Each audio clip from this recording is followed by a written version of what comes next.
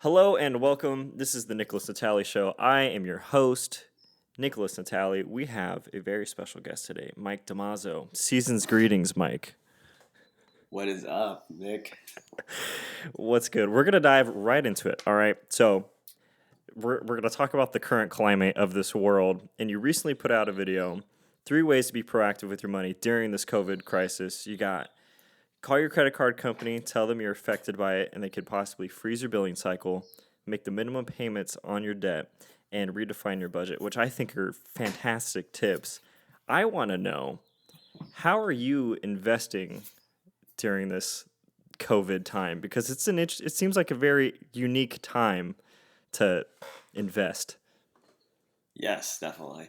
With investing right now, there's a lot of stocks that are obviously lower than what they usually are.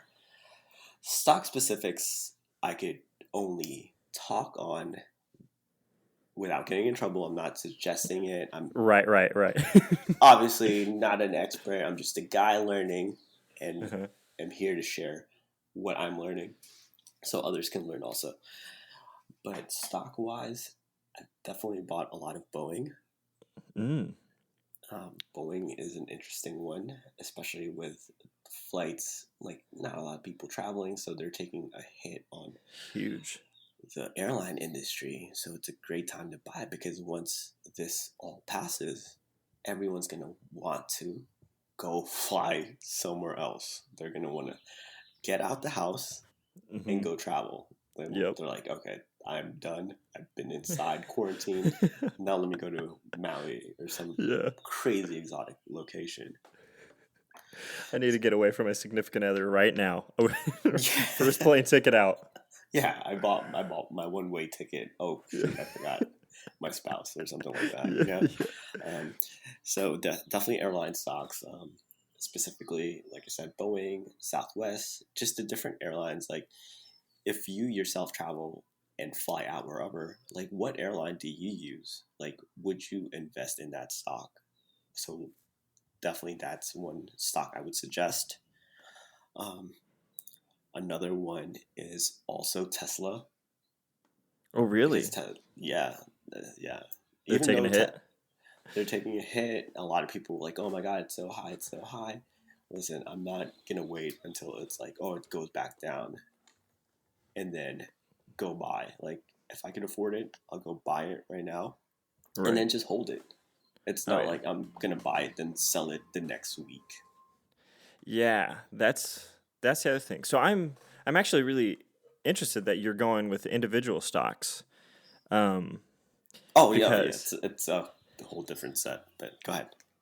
yeah, no, because I think what I've seen from you, I mean, you study all sorts of things, but you've also touched on like following some of Dave Ramsey's practices, which I know he's a Hmm. big mutual fund kind of guy. Hmm. So are you, yeah, so what's your normal strategy, I guess, is a better, so we get a baseline of what typically how you're investing. And then I don't know if the individual stocks are a shift or this is like, the norm that you're always keeping track of how each of these markets are doing, different markets. So the individual stocks is more of my play money. Like Mm, 10% is what I a lot to go purchase. Like, oh, this is gonna be a fun one to have. right. It's not necessarily my main strategy of this is how I'll be financially independent and everything of that sort. I still do invest in mutual funds like Vanguard, VTSAX, VTI. Those are the ticker symbols. Hmm. So I would definitely, for me, that's the one that I strongly suggest for everybody if they're not already maxing out their retirement accounts, such as an individual retirement account or their 401ks, meeting that match with whatever their employer is providing. So I wanted to speak on the individual stocks right now because of how the market is, and I feel like that's what people would want to hear. Hmm. Um, Personally, individual stocks, like I do like, I have fun with it. I think of it like you've played Pokemon. Like Yeah. Like I think of it like, It's oh my playing the god, game. like this is my Charmander. Like I can't wait till he levels up into a Yeah. Charizard. So it's like that's the one that I really I enjoy, and I try to go at it like, okay, I'm not here to sell it in the next year. I just want to be able to have that. It's like Yeah. my In your Pokemon back cards pocket. right now. Yeah. Yeah, that's smart. Do you want to Um, know an interesting stock right now that I'm looking out for to drop, but is not dropping? oh yeah, I would love to. If you had to guess, I'm going to give you a multiple choice. What Yeah, please. industry? It'll be food, healthcare, or um, like a blue stock chip company. Which one out of those three do you think? I'm gonna go with the last one because I feel like it's the most different from the other two. It's actually the food No, in the you food set me up. industry.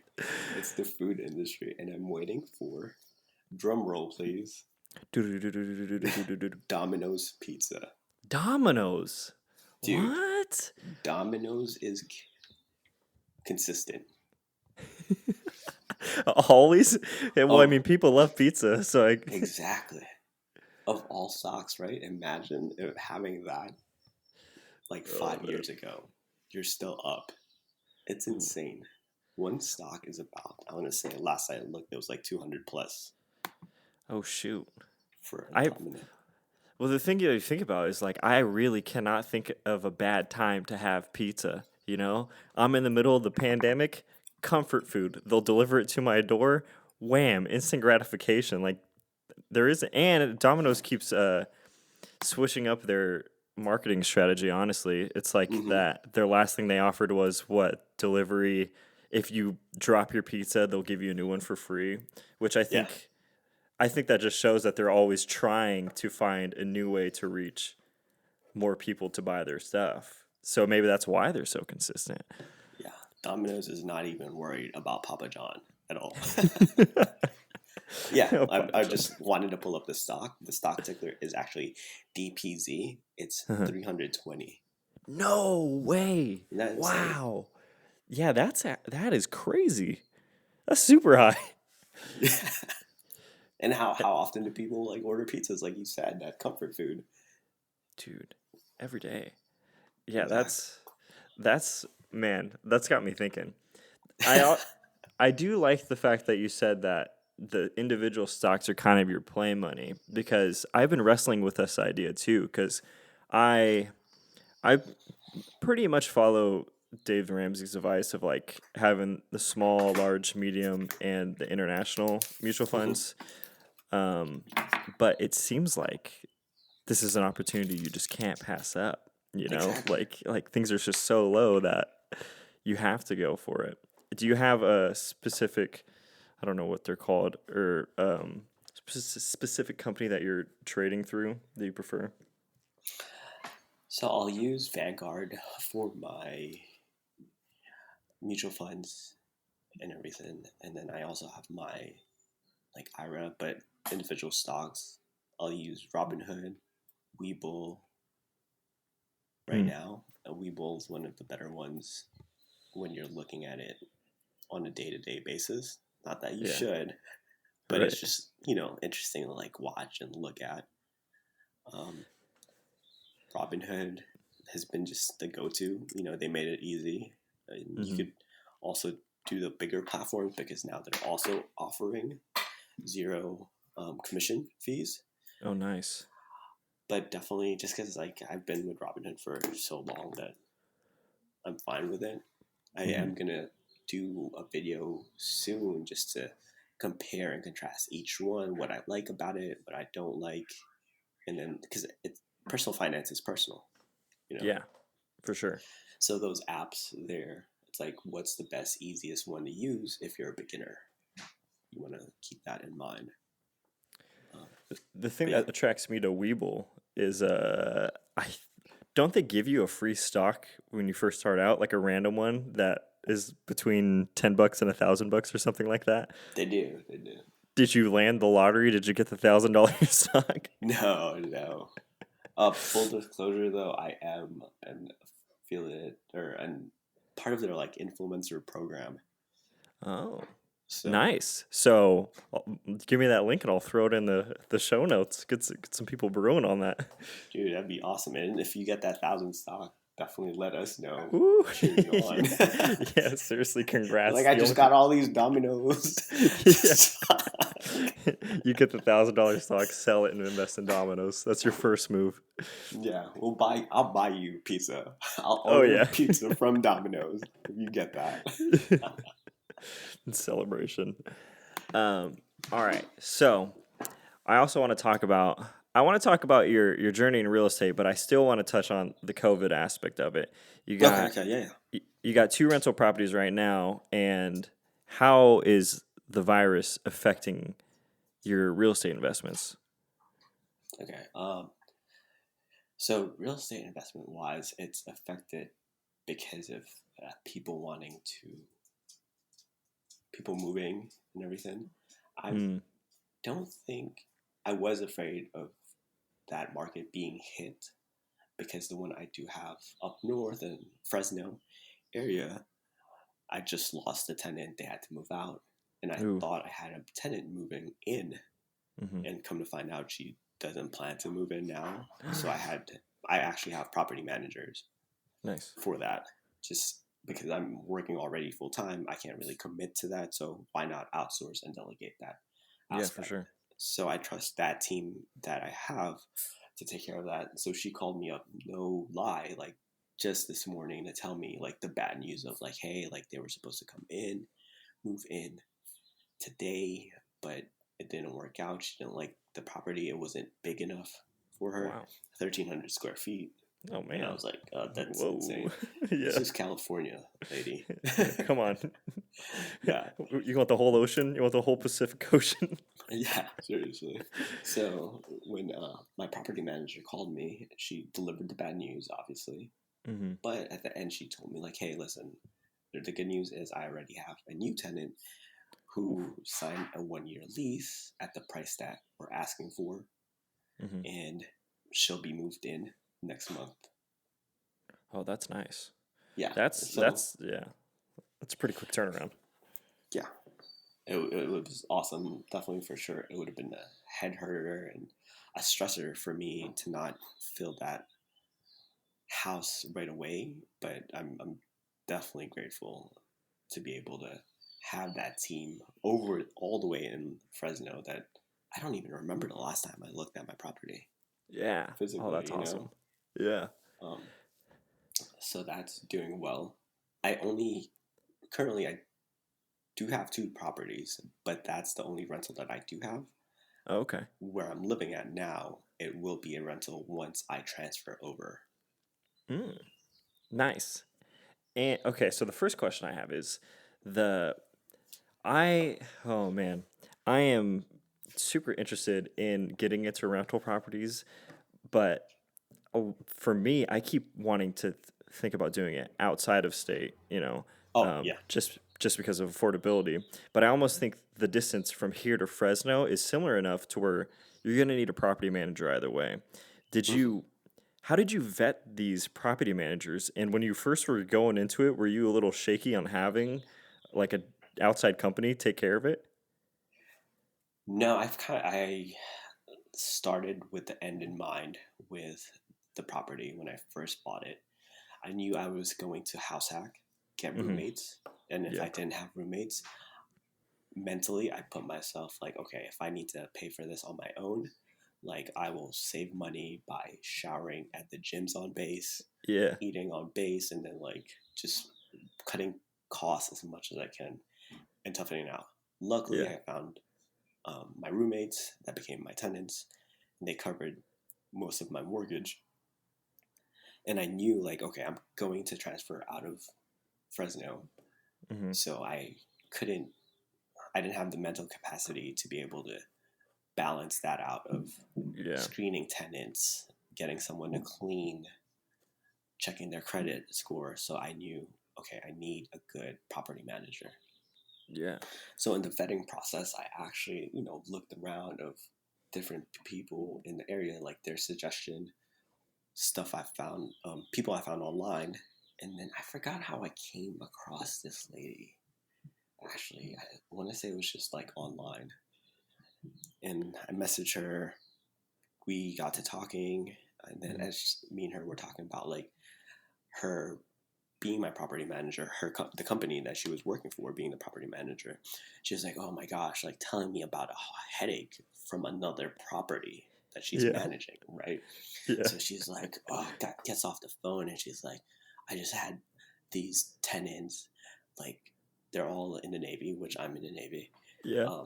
They're like they have all these parties at their place because it's like a huge farm property."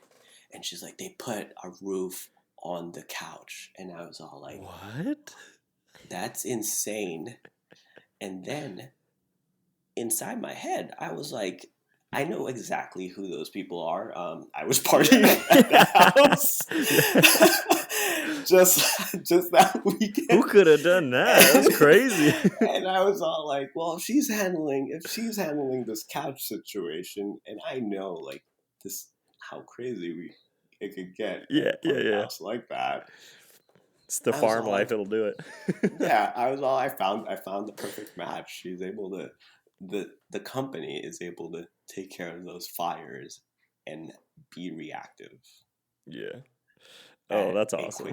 A quick response time, as opposed to like just waiting, like, oh my gosh, what do I do? Like, just act and then get shit done, you know? Yeah, I think when she told me, like, oh, there was a couch on the roof, I was all like, oh yeah, that's the homie's place.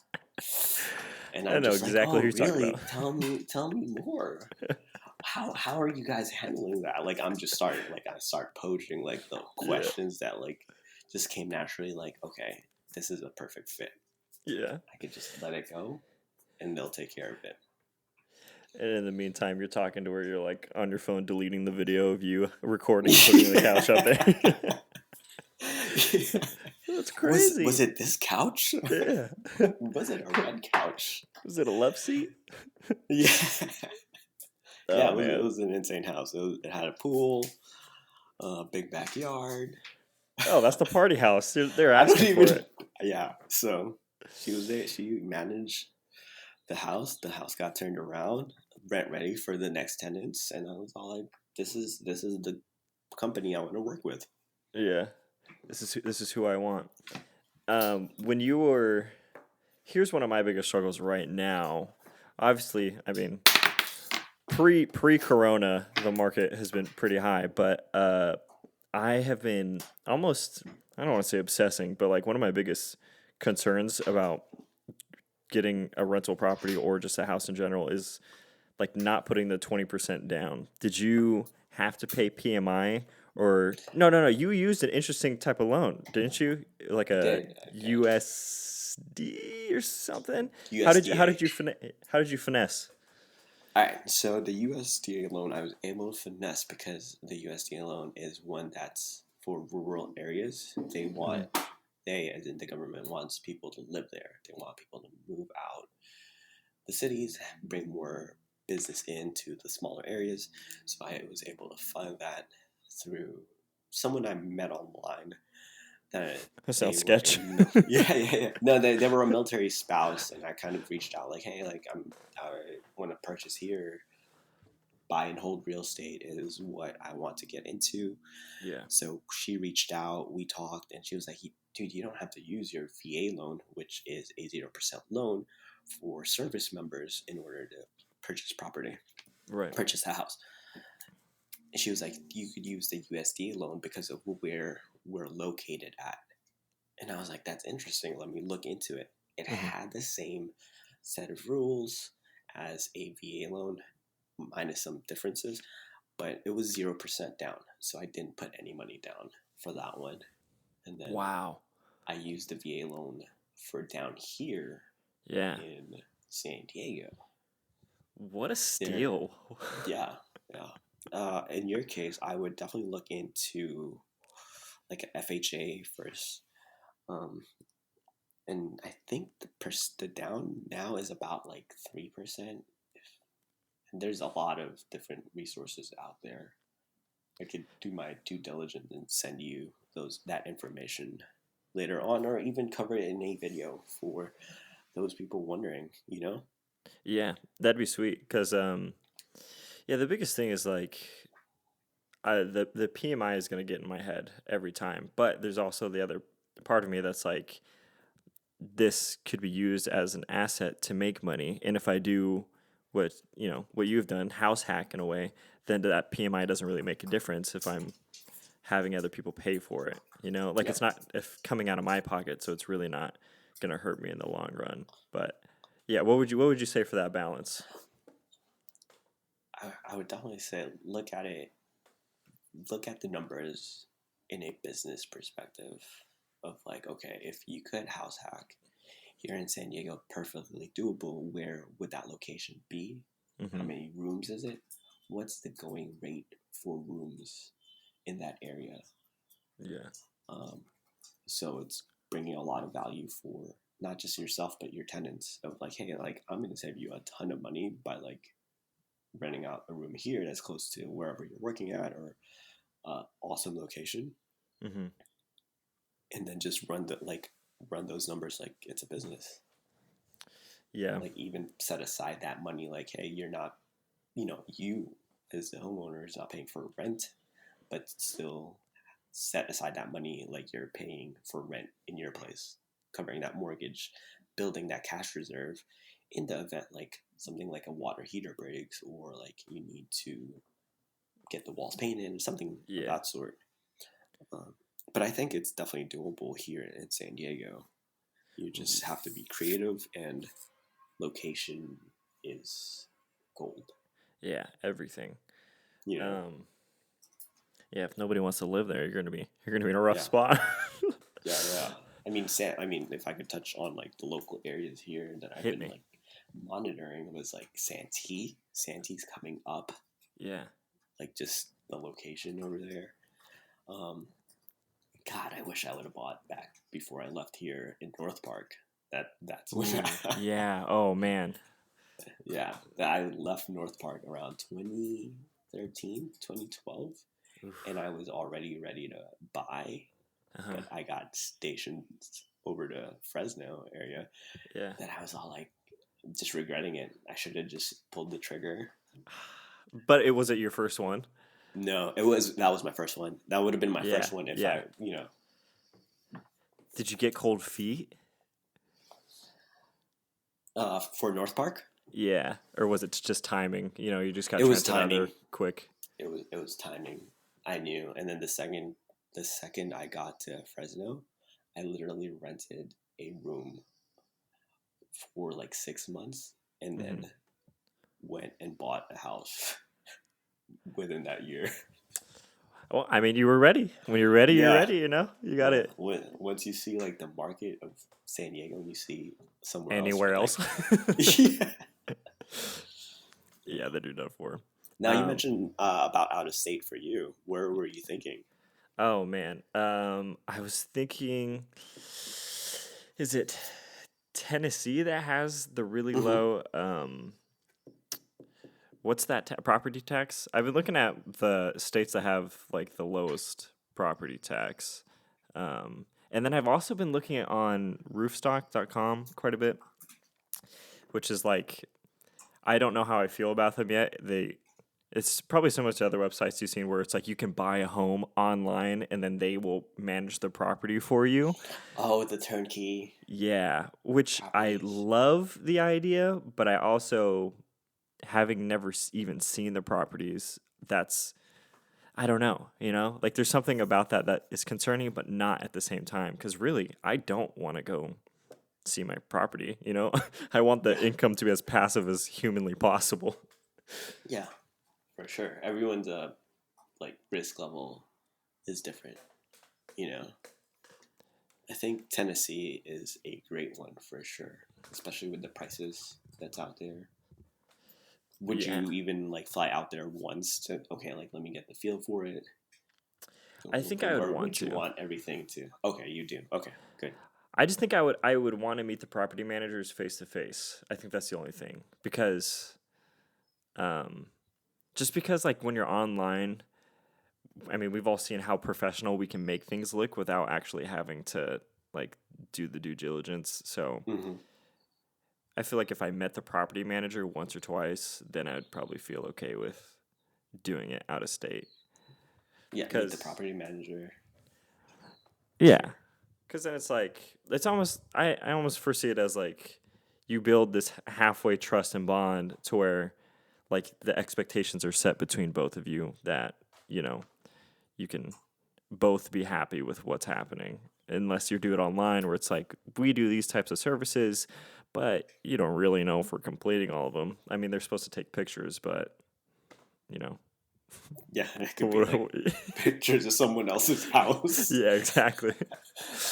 They just reuse the same photos for every one of their tenants. That'd be hilarious.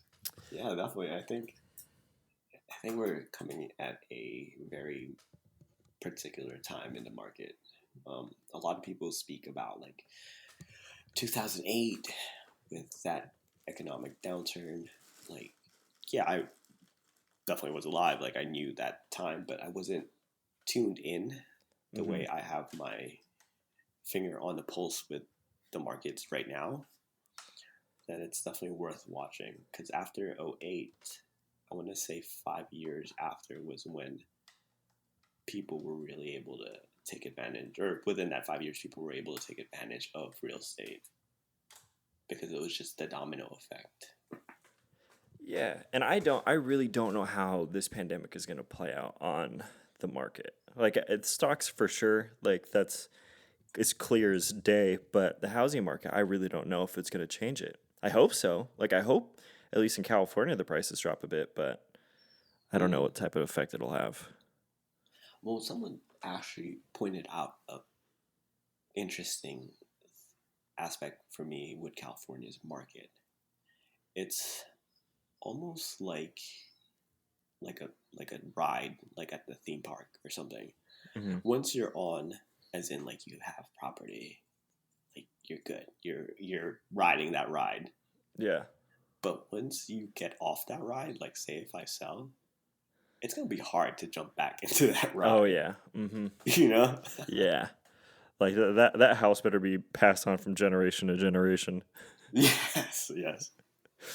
Or if it hits the $1 million mark, just sell it and retire. Yeah, yeah, for sure. Um, Would you invest over here in San Diego or like any particular part in California? ooh, I want to. I really do. Because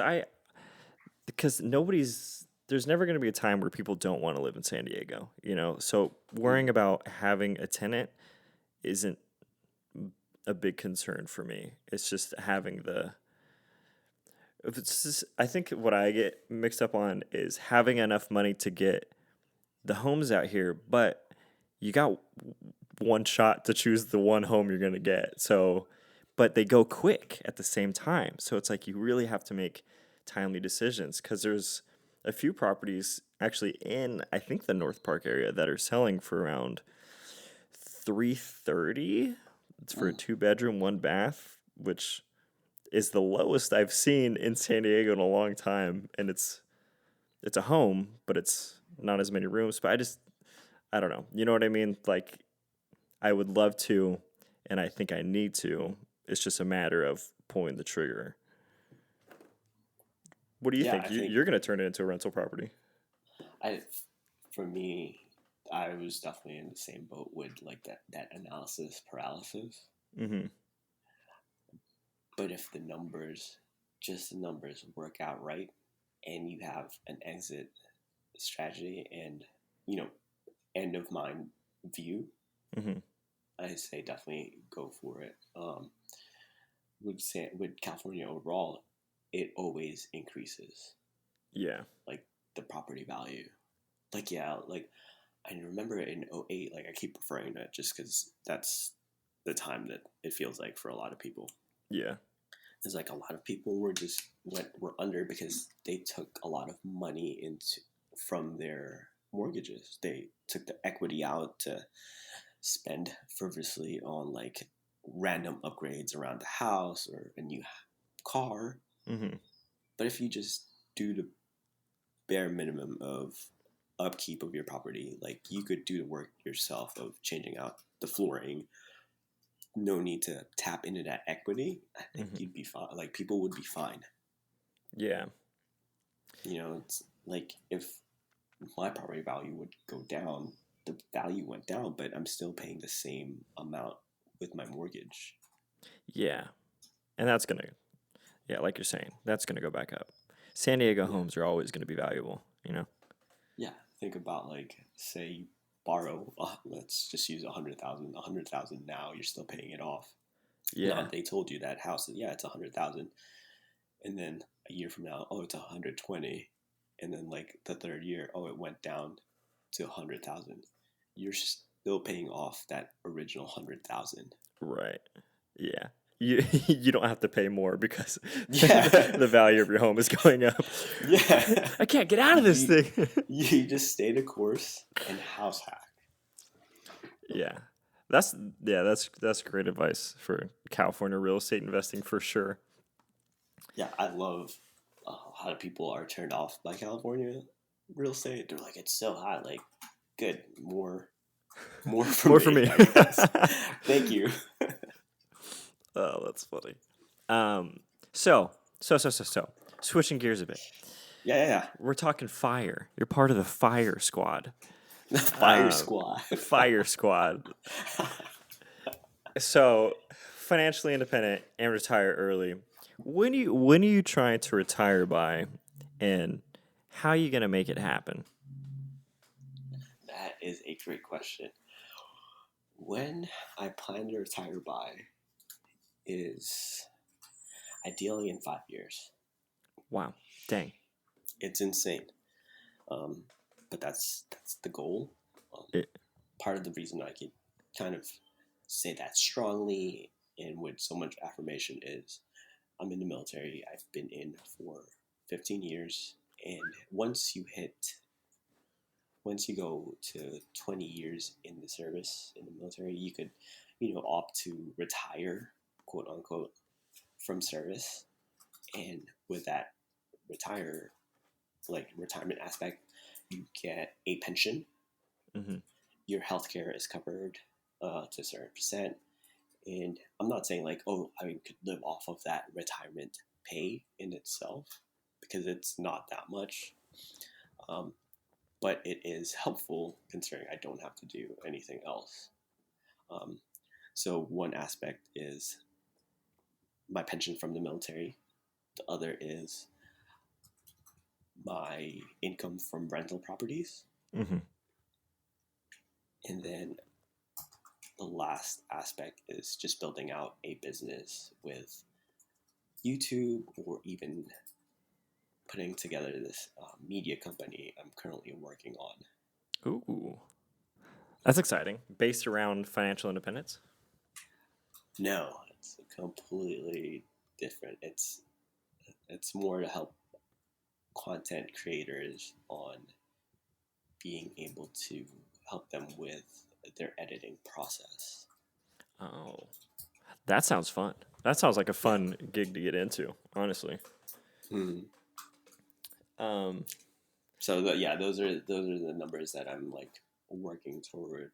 Uh, my baseline number right now mhm. is, I think that happy index, like there was a study show like how much money do people need to be happy, and anything beyond that doesn't add to their happiness. It was like 65,000, Uh-huh. which is insane. Definitely gotta adjust it to California prices. Yeah. Um, Yeah. but I know and feel that if I lower my expenses as much as I could, that I'm not sacrificing all my happiness. Like that Yeah. 65,000 is doable. There's someone here in San Diego that I know that has a net worth of 3 million, and they live in San Diego with just spending maybe 20, Interest 30, rate. 25,000. No, Whoa. 25 annually. Insane, right?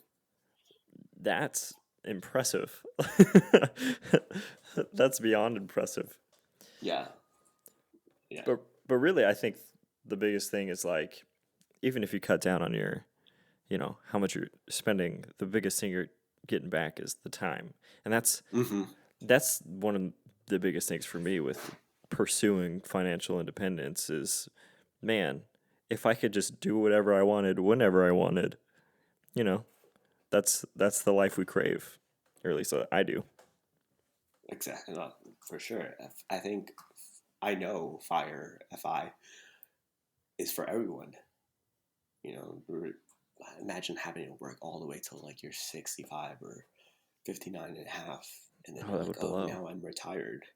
I'm Yeah, not a, like, they're gonna tell me it's too dangerous to like go skydiving or yeah, the crazy shit that I want to do, you know? yeah. They're gonna make you stay home. They're gonna put you in a home before before you get to Exactly. do anything cool.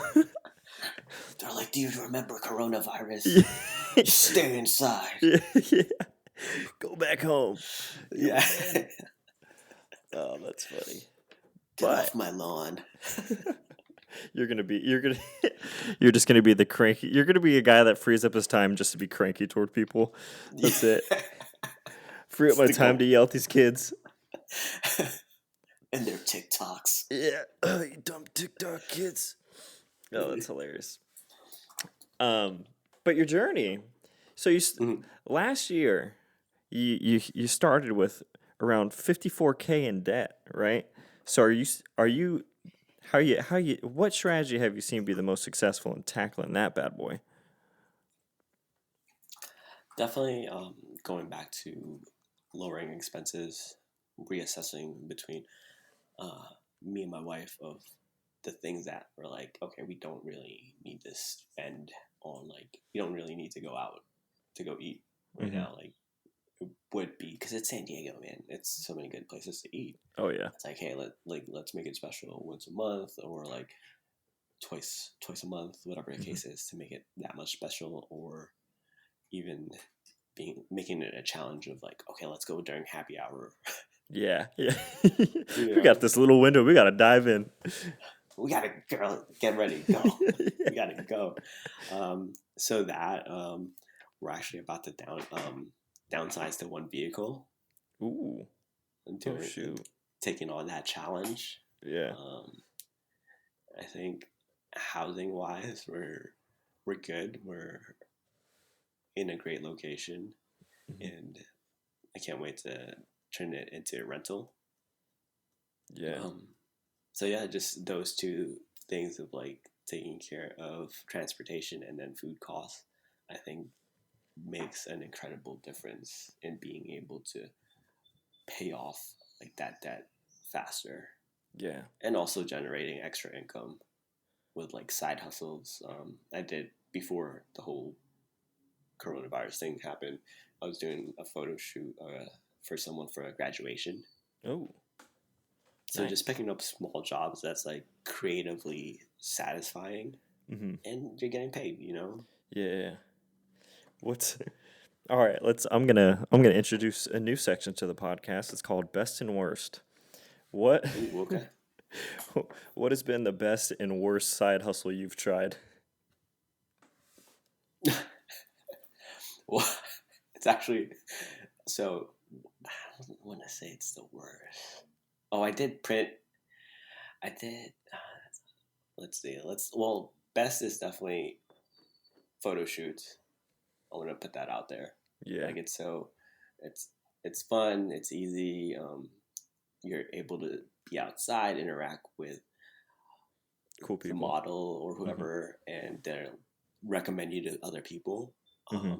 Worse is actually I've done a wedding once. Oh. Hmm. A friend of mine asked me, and I was like, "Yeah, I'm up for it," Yeah. but it is so stressful. Like, Really? these are like their wedding pictures, like, you know, like This is the there's day.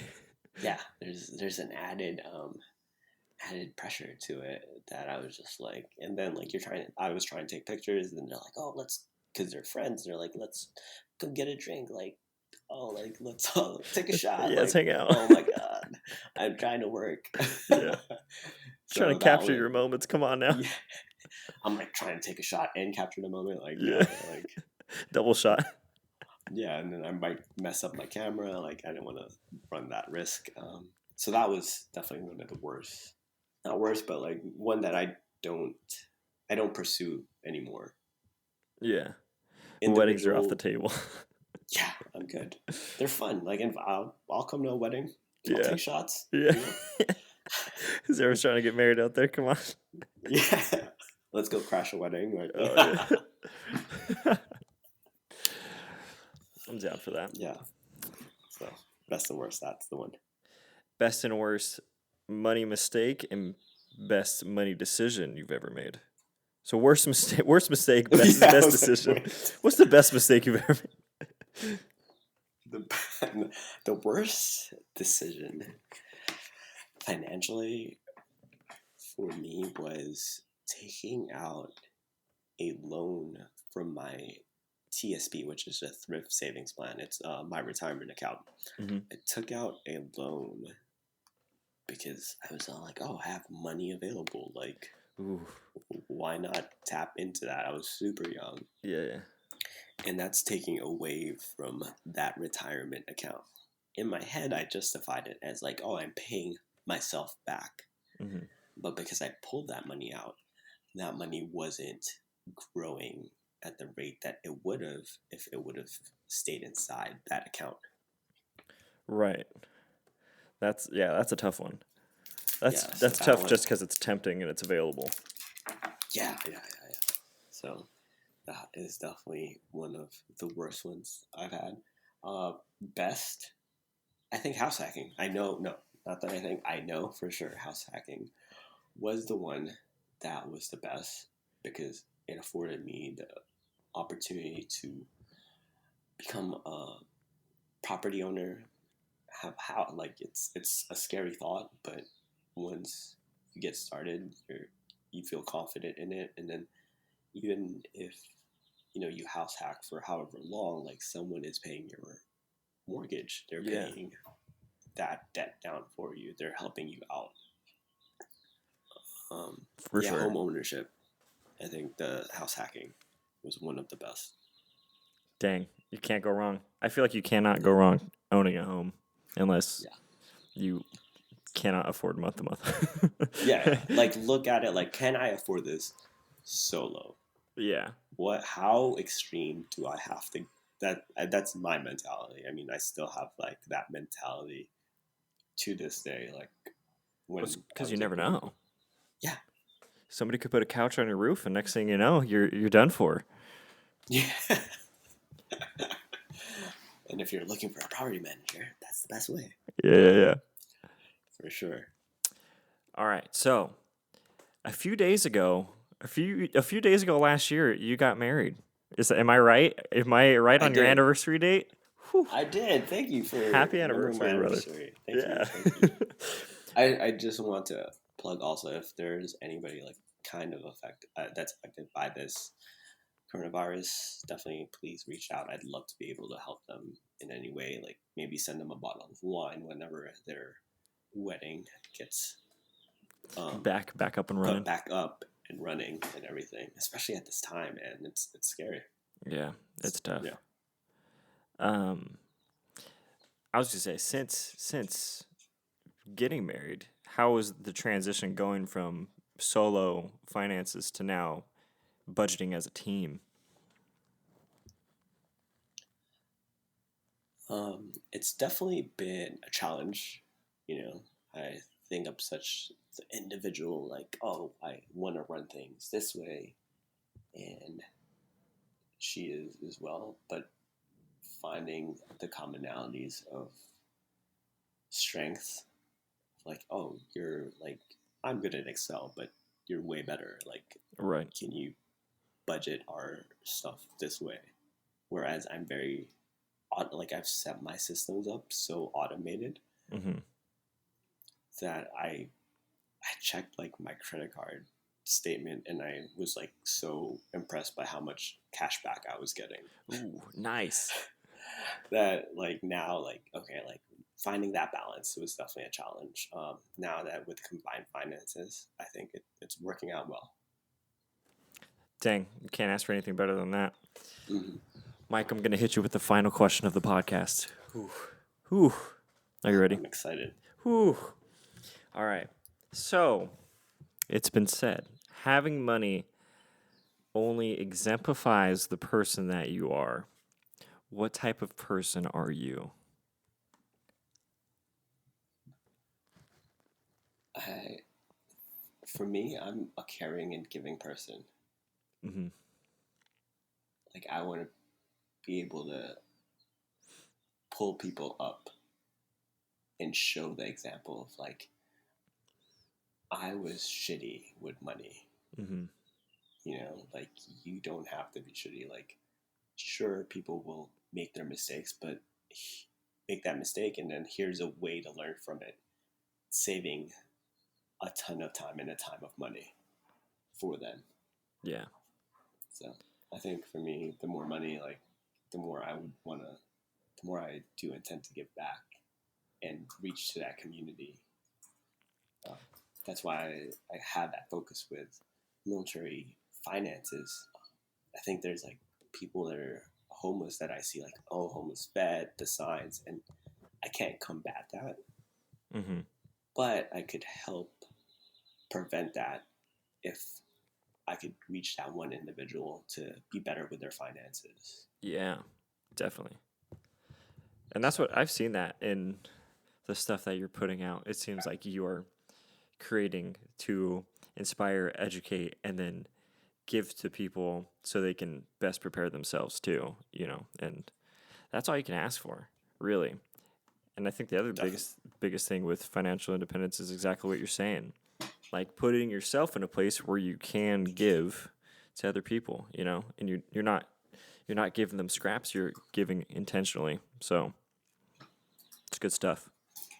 Yes. Cool, cool. Mike, thank you for being on the podcast. Where can we find you on the internet? So you could find me on YouTube if you just YouTube Mike Damazo, Damazo. On Instagram, I'm fitness.wealth. And all the other social platforms, I'm sure it'll come up if you just search Mike Damazo. Boom. There you have it. Thanks so much. Thanks, Mike. Bye. All right, cool. Bye. Bye.